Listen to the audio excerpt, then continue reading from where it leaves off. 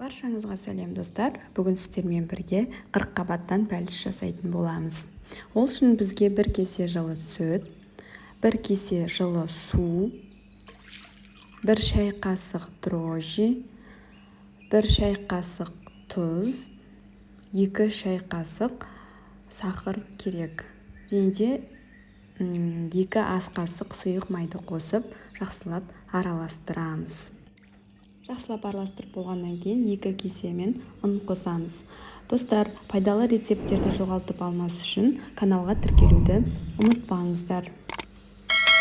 Қамырымыз сұйықтау болып кетті, сол үшін тағы да 1 кесе ұн қосамыз.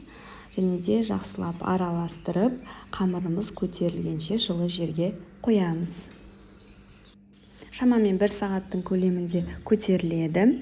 Оған дейін біз салмасын дайындайтын боламыз. Ол үшін бізге орташа 1 пияз керек, және де 1 кішкене капуста керек. Оларды турап, жақсылап қызып тұрған табаға май құямыз. Және де пиязды, капустаны салып, дәміне қарай тұз бен бұрышты қосып, жақсылап араластырамыз.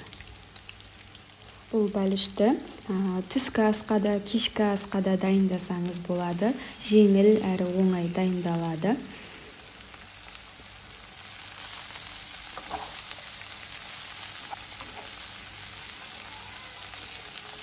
Осындай қызарғанша әбден пісіреміз.